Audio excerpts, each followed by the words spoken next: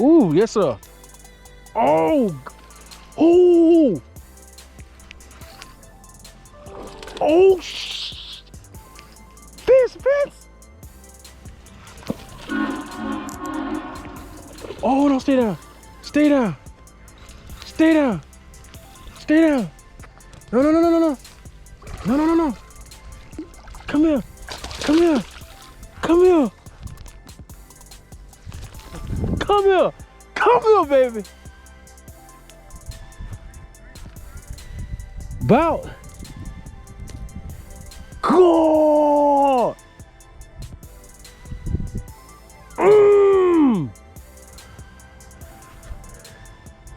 Yeah, whatever happened to him, he lost that.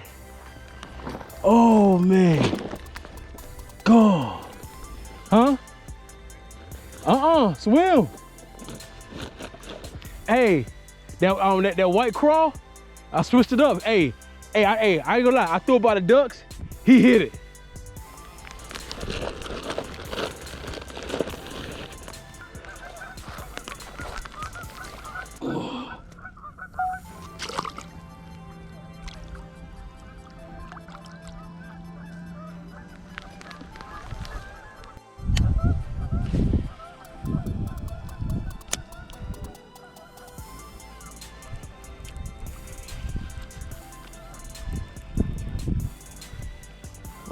Guys. Got another one. Come here. Come here.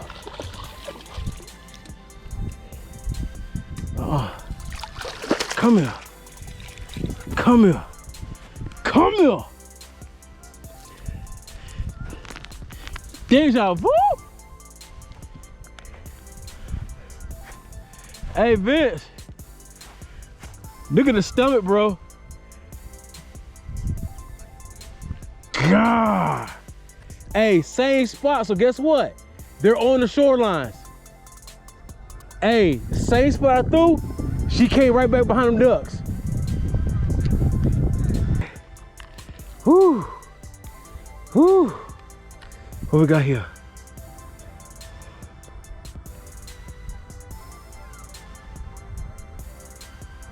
I'll take a 4. It keep tolerant at 4. This is a solid 4-pounder, baby. This is a solid 4-pounder. But look at that stomach. Oh my God. That stomach, hoo-hoo. What's up, baby?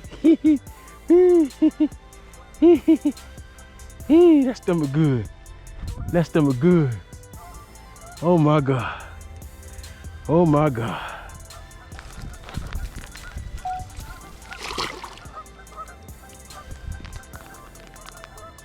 There she go.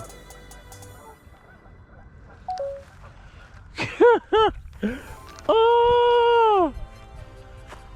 Oh my God!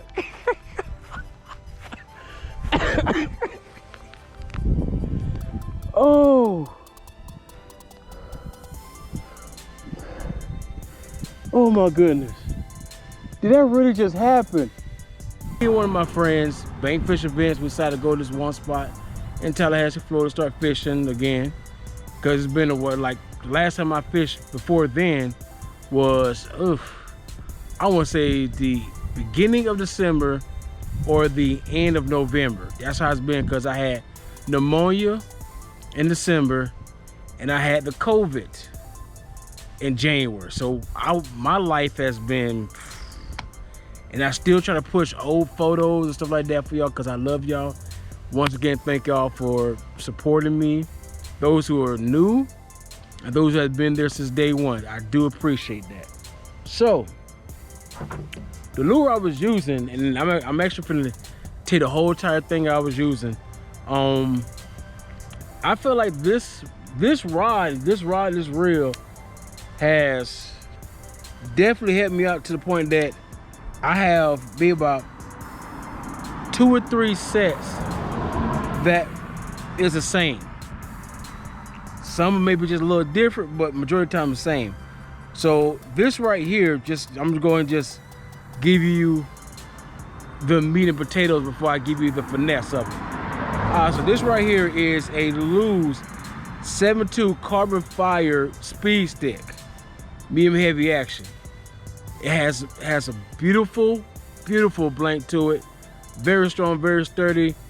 And if you can recall, I had a video that I caught a frog. I caught a frog, well, not caught a frog, but used a frog, caught a bass. It's the same thing, medium heavy, and you saw the hook set.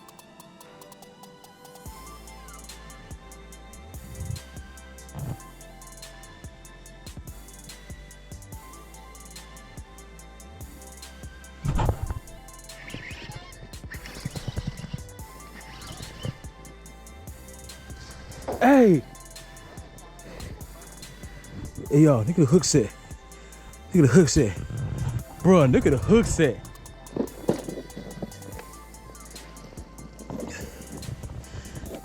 Here's an update.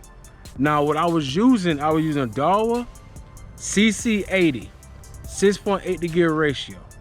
Now, majority of the time I use that, I'm doing a whole lot of activity, like action-based, reaction-based, like swim jigs, crankbaits, jerkbaits, swim jigs. I'm doing a lot of things that require me to crank it, but not too gone off the wind, off the handles with it. I want to make sure that if I need to slow it down, I can slow it down. If I need to speed it up, I have some kit to speed it up. So, once again, this is a Daiwa, as you see. So, now we got to the necessity of it. We got the rod, the reel. Now let's go down to the next thing.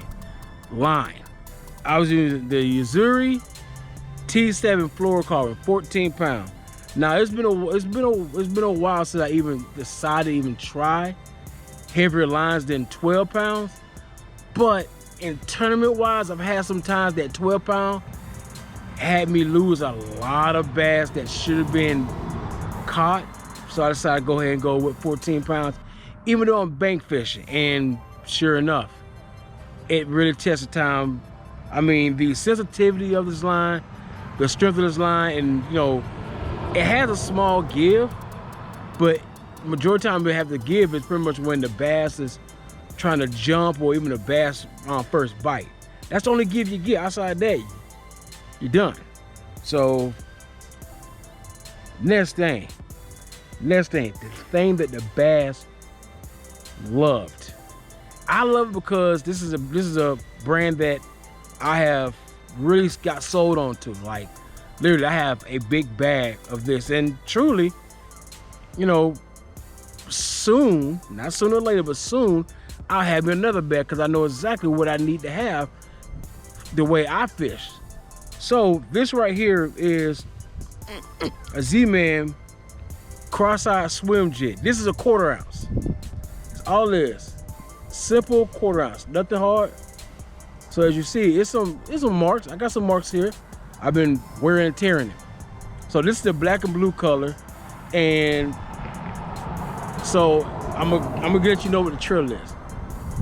But I gotta say this: I've watched a few tournaments, MLF tournaments, watching Brian Thrift, Edwin Edwards, David Dudley, Sean Grisby, Jacob Wheeler, a lot of top name brand anglers, and it was actually in Louisiana. The stage one. I remember stage one, first day for Group A and Group B, and they're always talking about swim jigs. Like you want to have something that has a lot of action. And at a point, like to me, when I first used swim jigs, I was using a paddle tail. Don't get me wrong, paddle tails can work on swim jigs, a lot of stuff. Paddle tail has a nice little resistance behind it. But sometimes you need to have something that has action, but not too much resistance. Now, sometimes you go with streakers or a nice little line, like a straight line, almost like a shad of minnow. That could work as well. But with this, what I decided to do something that could be universal for me. So once again, this is Z-Man Turbo Cross. Now, the reason I went with the white pearl white one is because the contrast of it. Because where I was fishing at, it was very clear water. So being it was clear water, I felt like this is the perfect time to actually showcase this. because they're gonna see that white, but they're gonna see that jig first. And they're gonna see something like this, very dark going to red. And then they see that nice little white like that. Sure enough, the bass was haunting on it. Like, they really hit me. The first time the first one hit me, like I thought she was like a 2-pounder. But when she started jumping and my line screamed off a takeoff, I knew what was that. Now the second one, she hit me. It was like, I'm not finna move. But sure enough, this rod made her move, and then she realized, like, the hook set. I didn't really even set the hook that hard, and that's one thing I love about this rod, is that I don't really have to put too much, like trying to bow into it or load up. I didn't have to load up nothing. I felt it, and I just kind of moved my shoulder a little bit, and you know, just start driving the line, driving the rod. That's all, driving the hook into the mouth. It was perfect. So when you see application like this, and what I did actually, I kind of nipped off the skirt, because the skirt used to be, let me put this right here. The skirt used to be right here. Now the thing about that is that sometimes the skirt may get into it and dangle it, stuff like that. So I knocked it maybe about a quarter or half an inch below the hook.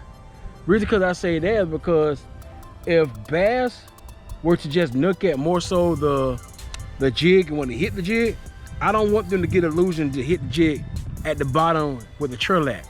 I want them to be suckered into the trailer and hit the swim jig, which the hook is right there. Now the reason why I say this is a universal application is that, once again, it's a jig no matter what. So being that as a jig, I said, I'm sorry, cars going by. Mere fact, it was jigs, so you can use a swim jig or use it as a jig.